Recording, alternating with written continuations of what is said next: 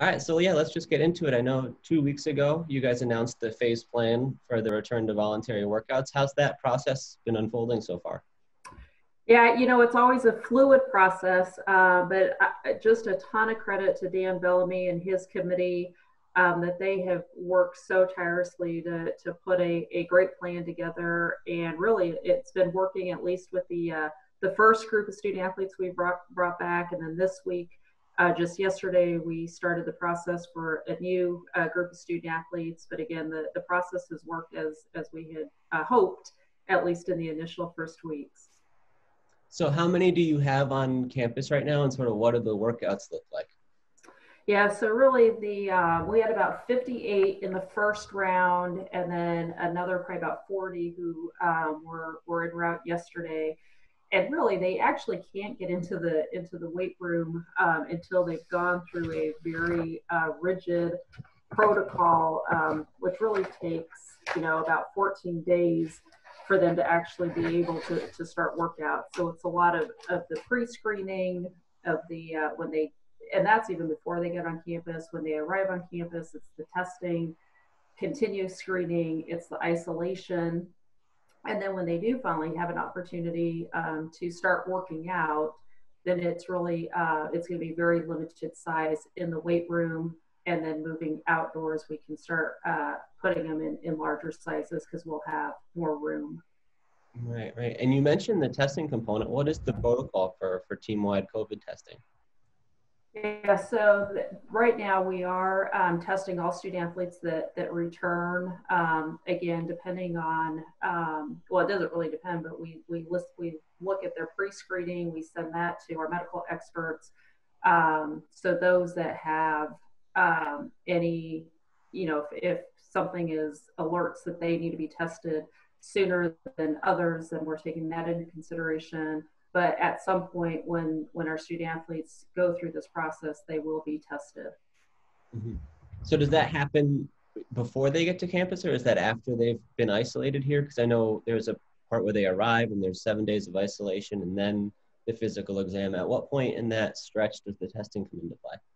Right. So it is after they return to campus, and again, it is during that first 7 day protocol, 7 to 10 day protocol. Again, as all of this is very fluid, but as we work with our partners and get them into testing, it should happen really within those first 7 to 10 days of the process. How often will they be tested going forward from there? Is it just kind of a symptomatic requirement, or how do you approach it from that point on? Yeah, absolutely. Then from, as soon as they arrive, they are doing daily symptom checks, daily screening, again, with our athletic trainers and with our medical staff. And depending on those screenings, then it will be determined if they continue to be tested or not. And then we're moving, to up the fall protocols, and we haven't quite established all of those, so we don't have an answer of what the testing is going to look like during season. But right now, our protocols call for testing when they arrive and then as needed. Are you able to execute that just through, campus health services, or do you have to lean on some kind of external lab or testing source to get that carried out? No, we've been really fortunate to have a great relationship with UT Health. They are a sister institution, and we've partnered with them, particularly in our sports medicine area, and they have been able to help us facilitate the testing. Was testing all returning student athletes always an essential component of the plan? I know when you guys first released the plan, it wasn't necessarily mentioned in there, and it didn't really come up in our discussion, but was that always the idea that that was essential to be able to return to any kind of activity? Yeah, as you read the national media, there's a lot of debate about testing, and people are doing it all in different ways. And that's always been a very high discussion point between our task force, the medical personnel, our athletic trainers, and we needed to find a way to really facilitate that. So it's always been top of mind testing. We knew we were always going to do testing in some form, whether that was based on pre-screening or mass testing, and we did have an opportunity to land on the mass testing. Hmm. Have you experienced any sort of unexpected challenges in bringing this plan to life? Or how? every day I think there's a challenge. Um, it's just thinking about every detail really. And what I've tasked our staff is that they really have to take ownership of their own particular area because it affects every part of this return to practice and return to play. But I would say that people have been so collaborative. Every day there's probably a new question um, on how to execute this. But there's been so much planning that, as you can imagine, when you're starting from scratch with something, you're always going to have new ideas, new questions, different ways and improvements on how to do these processes. So what are the next steps in the plan? Where does it evolve from here? I know you said a new group is just arriving yesterday or today. Right, so a new group of football student athletes. We've really prioritized football. They're obviously the biggest team in numbers. Um, as you know, that traditionally NCAA has allowed men's basketball, women's basketball, and football to have summer activities with their coaches. So we've been really focusing on those. But I'll tell you that that's also evolving from NCAA, that they're looking at, I sit on the Division I Council, and we recently talked about when should men's, women's basketball players return. They can return now voluntarily, but when do they return mandated, with working out their coaches? What does that look like for football? What does that look like for the rest of the fall sports? So those plans are still being developed by NCAA in the meantime, because any student can still come back voluntarily. We have a transition plan where, again, it's primarily focusing on football these 2 dates, and then our next dates we're going to focus really on men's, women's basketball and our fall sports. So long answer to your question, but it's a process and a phase process, and just trying to make sure that we're attending to all these student athletes. Are you starting to get into larger workout groups now, or how is that developing? No, not yet. Not even for that first group that's come in. The largest group's going to be 10 at the time in the weight room. And really, that's all our student athletes through June are going to be allowed to do without coaches, is to be in the weight room. We're not ready to open up all of our facilities yet. So we're really limiting the weight room and outdoor facilities where they can also do some conditioning. So is the locker room and the training room still closed, or what's the process to get to that level of comfort and being able to do that? Yeah, locker room definitely is still closed. That is such close quarters, and to be able to sanitize that daily, we're just not there yet. And then the training room is appointment only, so we do need to keep our athletic training room open. Again, just to take care of the needs of those student athletes. But it is, I think we had talked about this before, the training room it used to be such a social gathering place. That is where all student athletes from all different sports would come together. They're getting treatment, they're having informal conversations and discussions, and they're just being 18 to 22-year-olds. And unfortunately, those days are over, that it's appointment only, and we're going to have to really limit the number of students that are in the training room. And the other thing I remember from our previous conversation is that this group that's coming in this week was going to start being the on-campus housing group. How is that process progressing? Is that something that the university is ready to take on? Yeah, absolutely. So we got to a point where where campus housing is ready to welcome these students. And as you can imagine, a lot of planning with that and a lot of decisions that had to take place for that to happen. So we are excited. And housing did already have some students who had stayed from the springtime on campus already, but to be able to open it up to more students, that is happening, and we're excited to continue partnering with housing. They have just been so tremendous to us, and they have a lot to think about as well to keep the health and safety of this community top of mind. So I'm just grateful for that staff and being able to work with them. You mentioned the new challenges that arise every day as you go through this process. So as you've taken through these last couple of weeks and navigated all those challenges, how has your outlook changed for being able to play football in the fall, full on as you guys would want to? Yeah, you know what? We continue to plan. Obviously, this week has been a tough week for many states, including Texas, with the positive tests going up. But I'll tell you, as you might have read, we did have an opportunity to meet with the governor, and he was very optimistic. And it was all the athletic directors at the FBS level, and he just wanted to hear from us what the challenges were and how we can move forward. And we continue to plan with the Alamodome staff, and they've been so gracious. And everyone's doing the same thing. We're planning for a full fall season, and then as more information comes to be, then we'll have to pivot. And you guys this week had the official ruling from the NCAA. I think it was kind of what y'all expected, but that there'd be sort of a 6-week plan that starts with walkthroughs beginning July 24th. So how did you feel about that plan being finalized? Is that an adequate or appropriate way for you guys to get back into competition? Yeah, absolutely. And again, that football oversight committee did a lot of work in consultation with medical experts to put that plan together. I think it's a great way to transition student athletes back. Of course, many of these football players are back voluntarily on their college campuses, working in the weight room, doing strength and conditioning, but to allow and have flexibility that our coaches will be able to transition in to do some individual skill workout with these students, based on that timeline, and then get them really prepared for a fall season. Yeah.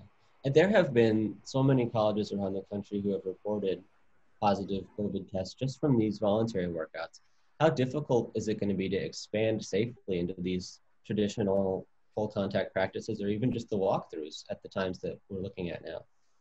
Yeah, that's part of why the testing is really important at the beginning, to mitigate that risk of spread, to understand who might be infected, and really get them isolated to not have this mass spread.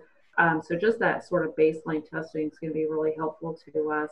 And then it's going to be a lot of mutual responsibility that our student athletes, they know there's a lot at risk if they want to have a season, if they want to continue practicing. So for them to be able to resist doing the normal things that 18 to 22-year-olds are used to doing, and also our student athletes, they want to play, they want to practice. So you can see their mindset of, hey, let's really police ourselves, let's help hold each other accountable, because at the end of the day, if someone's infected and they're in close contact, then that's going to affect the entire team potentially. Yeah, that's a really interesting component of this is just the outside of football life and how that impacts everything. To what extent can you guys, or do you guys feel comfortable sort of putting restrictions on how they can spend their free time or where and what they should do? Yeah, no, that's been a lot of conversation, and one of the things that's really been important is to have education sessions with parents. That we want to educate the parents on the measures that we're taking to keep our student athletes safe, but also the expectations that we have of our student athletes, that they again have a responsibility in this. And we want them to keep themselves healthy and safe, wear their masks when they're out, not being in group herd settings. And again, they understand that they have a lot to lose if they do get infected, and they know that teammates are counting on one another. Do you see a scenario where practices could be structured differently to try to mitigate some of these risks, maybe working out in smaller groups or, like have the meeting rooms be structured differently or things like that so that, if there is a case within the team, it doesn't spread as far as it could? Yeah, absolutely. I think we're going to look at a lot of things, a lot of different ways, including how teams can, meet. I think the virtual meetings, well, I don't think I know right now, virtual meetings are still the primary way for our coaches to meet with our students. We're not allowing coaches, even on campus right now, to meet individually. Coach Traylor may walk around and say hello to his students, but we're not having any formal meetings at this point. We're going to keep things at a virtual level. I think when you think about the scrums with the media at the end of practices, does that look the same anymore? I think everything, we have to really look at everything and determine what's gonna look different. Yeah. So you mentioned that the testing plan for the fall is sort of still in the works, but what are some of the considerations there? How difficult is it to execute a round of testing? How much does it cost and how prohibitive is that? Like, what are the thoughts that go into that? Yeah, no, the number one thought is how to keep our community and our student athletes safe and healthy. So we have to find ways to do that to mitigate the risk. And again, there's so much different opinions about testing right now that that's hard to say what's right or wrong, right? I think if you talk to a lot of medical professions, they're telling you that there's not a right or wrong answer at this point. So hopefully we'll have more clarity. There are also more different types of tests that are coming out that are more less cost prohibitive.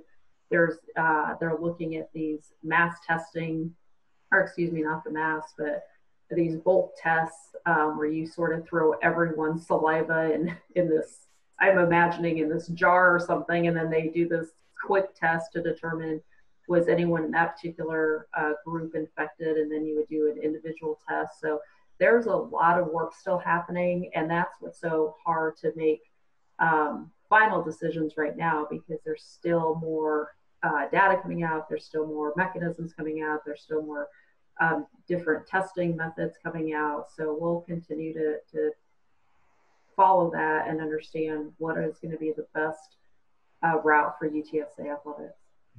Understanding that those conversations are still ongoing, does it feel to you like weekly testing would be good enough to ensure safety, or would it have to be more often or less often? Do you have an early gauge on where you might lean on that?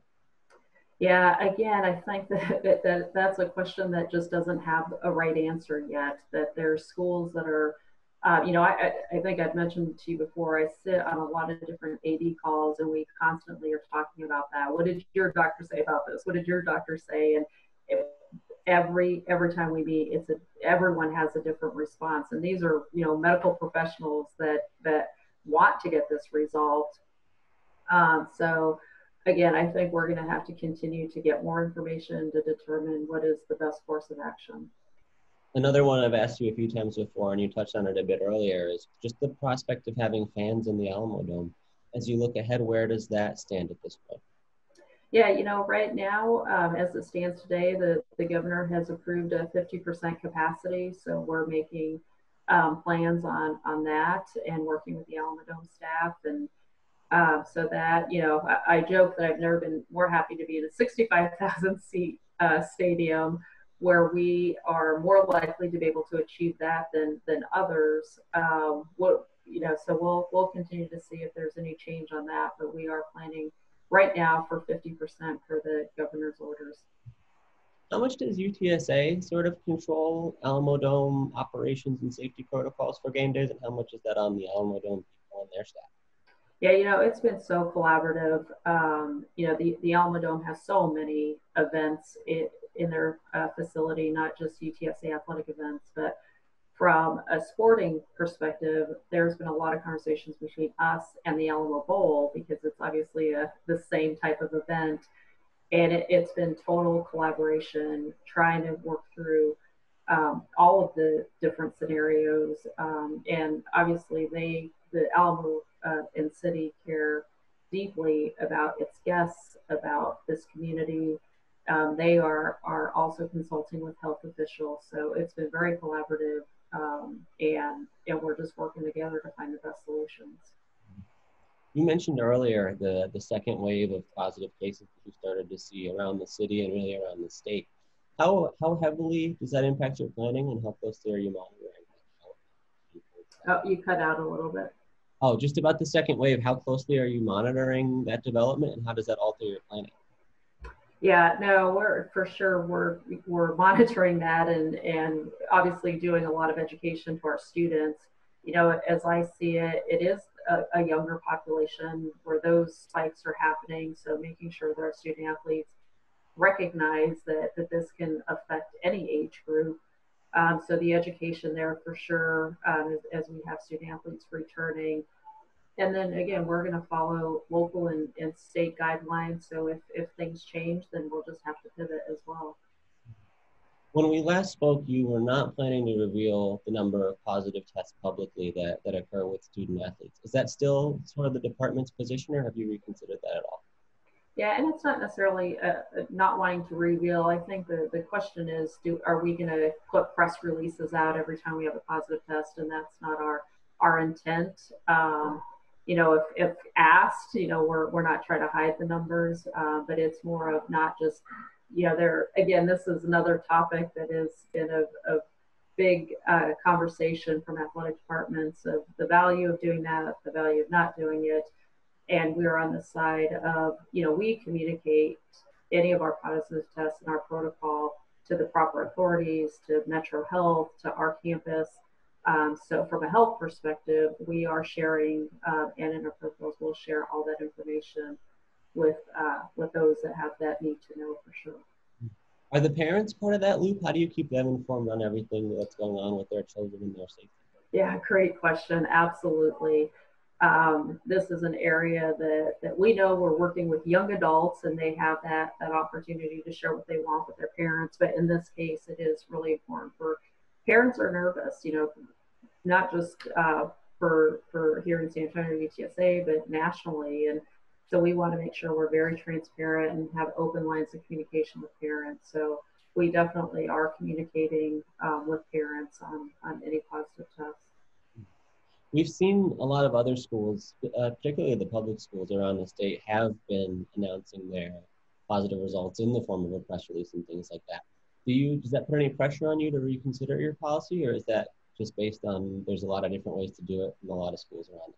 Yeah, that as of today, that hasn't changed our stance. Again, knowing that we're reporting and within our protocols, we'll report these to the proper authorities is the real important issue.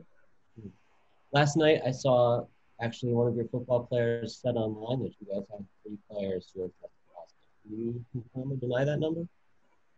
Yeah, I'm sorry. I don't know why my audio is not working very well, but I think you said that a student athlete had reported 3 individuals had Yes, tested correct. positive. Yes. Um, yeah, and did you ask me to confirm that number? Yeah.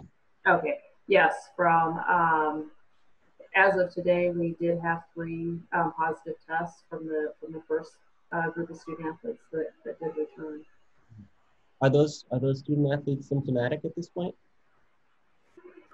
So the well, not at this point.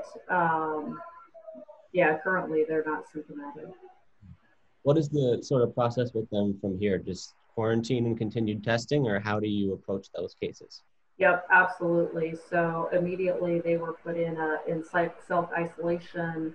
Again, to your point, the parents were notified, and then they will go through our protocols of they will not be allowed to return or even begin any workouts until they come back positive. So the doctors will evaluate that. They will decide when is the best time to retest those student athletes, and then again, once they come back asymptomatic plus a negative test, then will they be able to return to practice or get any activities. Because this first group was living off campus, is it correct to assume that those student athletes have not been to the facility or have not been in the non-campus setting, or is that not right? Yeah, the only time that our student athletes have gone to campus, it's a very intentional way that they did need to come by to campus to pick up their PPE, their face masks, hand sanitizers. So that was really, they didn't go into any facilities. It was sort of this drive by where they were given their kind of, I don't want to call it a goodie bag, but that for a lack of a better Sure. word, their bag with, again, the masks and the hand sanitizers, but not in facilities at this point. Yeah. Are there others who are in contact with those positive cases who now have to be quarantined, or what's the status with the sort of contact tracing element of this? Yeah, absolutely. So anyone they came into close contact with, again, we work with Metro Health and we work with our campus folks who are doing the contact tracing. Those individuals have been notified, and then if they were student athletes, they are also following our protocols that they have to be in self isolation. they will be tested again and not allowed. They won't be cleared until we do know that they are not infected. Got it. All right, Lisa. Well, I appreciate it. Thank you for kind of filling me in and getting me caught up on what you guys have been doing here. Yeah, absolutely. Sorry about the video and the audio. I don't know what some of your questions. It was fuzzy, so That's apologize all right. for I'm that. really sorry about that. I wish I could have. Yeah, we were in a little bit of testing before you got here, and I hadn't had any issues, but No, hopefully, I think it's you're totally my computer because I've been having trouble all day. right. I'm sure that you've been in a million of these things too, so that must have been a hassle. I know. I think it's Friday, and my computer's saying, "I'm hot. You've overheated me. You've overworked me, and Right. I'm done." Right. Right. Awesome. Well, maybe I'll let you give it a little bit of a break now then. Say that again. I'm sorry. I said you can give it a little bit of a break now then. I've taken enough of your time. Appreciate it. I appreciate that. Thanks, Greg. All right. Talk to you soon. Okay, we'll see you. Bye.